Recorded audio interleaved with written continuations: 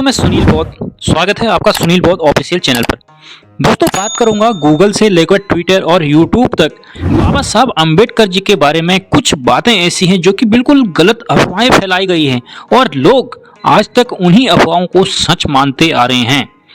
दोस्तों पहली बात मैं आपको बताऊंगा कि एक वीडियो आपको हर जगह मिलेगी। आप YouTube पर सर्च करोगे कि बाबा साहब अंबेडकर ने संविधान के बारे में क्या कहा, वहीं हर किसी प्लेटफॉर्म पर सर्च करो, आपको एक चीज़ जरूर मिलेगी जो स्क्रीनशॉट में मैं आपको दिखा रहा हूं। उन्होंने कहा था, मेरे मित्र मुझसे कहते हैं कि संविधान मैंने बनाया है, मैं बताना चाहता हूं कि इसको जलाने वाला पहला इंसान भी मैं ही होऊंगा। यह किसी के लिए भी ठीक नहीं है। कई लोग इसे लेकर आगे बढ़ना चाहते हैं, पर यह भी याद रखना होगा कि यह एक और बहुसंख्यक है और दूसरी ओर अल्पसंख्यक। दोस्तों दरअसल ये बाबा साहब ने नहीं कहा था। दोस्तों बाबा साहब ने कहा था, संविधान चाहे कितना भी गलत हो, अगर इसको इस्तेमाल करने वाले यानी कि इसको लागू करने वाले लोग अच्छे हों तो संविधान अच्छा साबित होगा। अगर संविधान कितना भी अच्छा हो, इसको लागू करने वाले, इसको संचालित करने वाले लोग अगर गलत हैं, यह किसी भी हाल में गलत ही रहेगा। और दूसरी अफवाह, तो आप जब भी किसी भी प्लेटफॉर्म पर गूगल, ट्विटर, यूट्यूब, किसी भी प्लेटफॉर्म पे आप अगर सर्च करते हैं कि संविधान में किसका फोटो लगा हुआ है, जैसे कि मैं आपको गूगल का ही स्क्रीनशॉट दूं तो इसमें लिखा है, संविधान के भाग 2 की शुरुआत वैदिक काल के गुरुकुल के चित्र से हुई है। संविधान का भाग 2 नागरिकता से संबंधित है। संविधान के भाग 3 जिसका संबंध मौलिक अधिकारों से है, पर भगवान राम, देवी सीता और लक्ष्मण अयोध्या वापसी की तस्वीर बनी हुई है। दरअसल दोस्तों यह भी गलत अफवाह है। संविधान के किसी भी पन्नों पर किसी भी देवी देवता का फोटो नहीं है। दोस्तों यह बात आप इसी से समझ सकते हैं कि संविधान के पहले पन्ने पर ही लिखा गया है कि यह धर्मनिरपेक्ष राष्ट्र है। तो उस धर्मनिरपेक्ष राष्ट्र के अंदर कितने सारे धर्म है, कितने सारे पंथ हैं, तो वहां पर सिर्फ हिंदू देवी देवताओं की तस्वीर हो सकती है क्या धर्मनिरपेक्ष संविधान के अंदर? यह तो कोई भी समझ सकता है। फिर यह अफवाहें क्यों फैलाई जा रही हैं सभी प्लेटफॉर्म पर? दोस्तों नंबर 3 एक वेबसाइट है विंग्स। तो दोस्तों इसको मैंने जब खोला तो इसके मैंने 3 पन्ने पढ़े, यानी कि इसके 3 पेज मैंने पढ़े। तीनों पेजों में बाबा साहब अंबेडकर का नाम नहीं है। इसमें पहले पेज पर लिखा हुआ है, भारत का संविधान किसने बनाया का जवाब जानने के लिए आपको इतिहास पर भी प्रकाश डालना चाहिए। इतिहास पर प्रकाश डाला जाए तो हम जानेंगे कि भारत के संविधान को 1950 में अपनाया गया।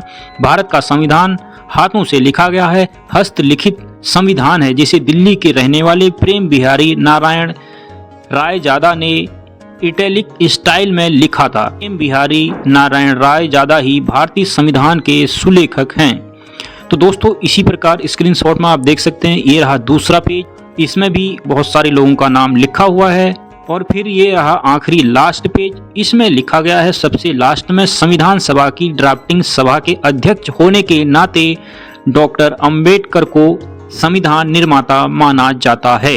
दोस्तों पहले तक बाबा साहब अंबेडकर जी का नाम सबसे पहले पेज पर आता था, लेकिन अब इन सभी वेबसाइटों पर सबसे लास्ट में आता है या किसी में आता ही नहीं है। दोस्तों अब एक और वेबसाइट है क्योरा, जैसे कि आप इंग्लिश में पढ़ भी सकते हैं स्क्रीनशॉट में। दोस्तों इसमें लिखा है, भारतीय संविधान की मूल प्रति हिंदी और अंग्रेजी दोनों में ही हस्तलिखित है। इसमें टाइपिंग और प्रिंट का इस्तेमाल नहीं किया गया था। दोनों ही भाषाओं में संविधान की मूल प्रति को प्रेम बिहारी नारायण रायजादा ने लिखा था। रायजादा का खानदानी पेशा कैलीग्राफी का था। इन्होंने नवंबर 303 के 254 पेन होल्डर निब का इस्तेमाल कर संविधान के हर पेज को बेहद खूबसूरत इटैलिक लिखावट में लिखा है। इसे लिखने में उन्हें 6 महीने लगे थे।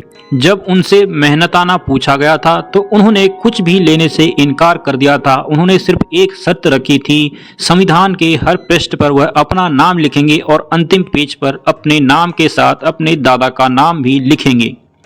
दोस्तों इसमें संविधान किसने लिखा, यह जब हमने देखा तो इस पेज में बाबा साहब अंबेडकर जी का नाम है ही नहीं। दोस्तों अब हम बात करते हैं दैनिक जागरण का, जो कि जागरण का एक वेबसाइट है। इसमें भी 3-4 पेज जब हमने पढ़े तब इसमें पहले पेज से लेकर लास्ट पेज में हमें बाबा साहब अम्बेडकर जी का नाम मिला।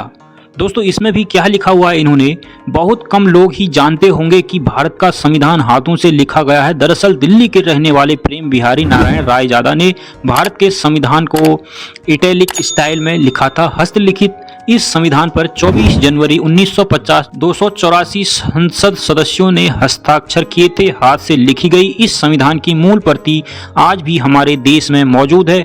यह हस्तलिखित संविधान की मूल प्रति भारत की राजधानी नई दिल्ली के नेशनल म्यूजियम में सुरक्षित है, जिसे संविधान लागू होने के कई साल बाद भी लोग देख सकते हैं।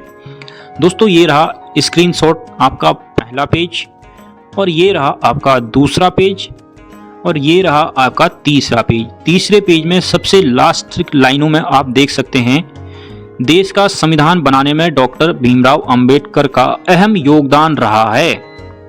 संविधान निर्माता के नाम से भी बाबा साहब अंबेडकर को जाना जाता है। दोस्तों आप देख सकते हैं धीरे धीरे वेबसाइटों ने बाबा साहब अंबेडकर जी का पीछे छुपाने की कह सकते हैं, जो आज से 6 साल 8 साल पहले तक संविधान के बारे में जब हम कुछ भी सर्च करते थे या इन वेबसाइटों पर जाते थे तो हमें सबसे पहले डॉक्टर अंबेडकर जी का नाम आता था। उसके बाद पूरे पेज के बारे में जानकारी दी जाती थी, यानी कि पूरे संविधान के बारे में उसके बाद बताया जाता था। लेकिन दोस्तों अब बिल्कुल लास्ट में किसी वेबसाइटों पे है दोस्तों कुछ ऐसी बातें जो बिल्कुल ही अफवाह फैलाई गई हैं। जैसे पहली बात मैंने आपको बताया कि बाबा साहब अंबेडकर ने ऐसा कभी नहीं कहा कि वह संविधान जलाने वाले पहले व्यक्ति होंगे। और दोस्तों दूसरा, संविधान के किसी भी पेज पर किसी भी देवी देवता या किसी भी भगवान की तस्वीर नहीं है। तीसरा दोस्तों, जिस भी वेबसाइट में अगर संविधान के बारे में सर्च करो तो बाबा साहब अंबेडकर जी का नाम सबसे आखिरी में आ रहा है। ये 3 बातें आपको जाननी बहुत जरूरी हैं। हो सकता है आज आपको ये बात समझ ना आए, 8-10 साल 5 साल बाद धीरे धीरे बाबा साहब अंबेडकर जी का नाम कहीं न कहीं से हटा दिया जाएगा, गायब कर दिया जाएगा। दोस्तों जैसे कि अभी आप जानते हैं, मैंने पिछली एक वीडियो बनाई थी जिसमें मैंने सर्च किया था कि सबसे पढ़ा लिखा व्यक्ति कौन है भारत का। तो दोस्तों उसमें डॉक्टर श्रीकांत जिचकर जी का नाम आया था, जबकि उनके पास मात्र 22 डिग्रियां हैं और उन्होंने देश के लिए इतने बड़े काम नहीं किए जो कि बाबा साहब अंबेडकर जी ने किए। बाबा साहब अंबेडकर जी ने उस वक्त ये सब काम किए जिस वक्त अमीर से अमीर व्यक्ति भी हमारे देश का विदेशों के जाने के लिए 10-10 बार सोचता था कि जाऊं या ना जाऊं, इतना खर्चा होगा या नहीं होगा, क्या करूं।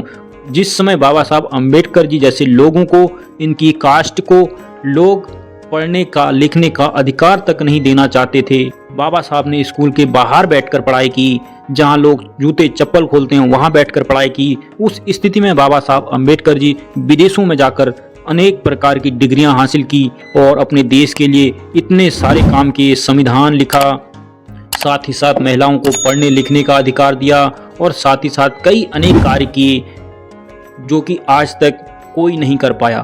तो दोस्तों मेरा मानना है कि बाबा साहब अंबेडकर जी के बराबर कोई व्यक्ति पढ़ा लिखा नहीं है भारत में अभी तक। भी सकता है तो बाबा साहब अंबेडकर की जैसी स्थिति में किसी ने नहीं पढ़ाई की होगी और ना ही बाबा साहब अंबेडकर जी जैसे काम किए होंगे इस देश के लिए। दोस्तों जैसे कि आप सभी लोग जानते हैं, बाबा साहब अंबेडकर जी ने इस देश के लिए इतने सारे काम किए, इतने सारे नियम कानून बनाए, महिलाओं को पढ़ने लिखने का अधिकार दिया, पुरुषों को कई सारे अधिकार दिए। लेकिन जब मनुवादी लोग बाबा साहब अंबेडकर जी को बदनाम ना कर पाए तो उन्होंने सिर्फ दलितों का नेता कहकर पुकारने लगे कि जैसे कि बाबा साहब अंबेडकर जी ने कुछ अपने समाज के दलितों के लिए ही सब कुछ किया हो। लेकिन बाबा साहब अंबेडकर जी ने हर वर्ग, हर समाज और पूरे देश के लिए बराबर किया है। दोस्तों आज के लिए इतना ही, मिलते हैं अगली वीडियो पर। चाहे तो आप सभी वेबसाइटों में जाकर पढ़ सकते हैं, देख सकते हैं, सारे तथ्य बिल्कुल सही निकलेंगे। नाम आपको ऊपर दिया हुआ है स्क्रीनशॉट पर। दोस्तों आज के लिए इतना ही, मिलते हैं अगली वीडियो पर। जय भीम, जय हिंद, जय भारत, नमो बुद्धाय।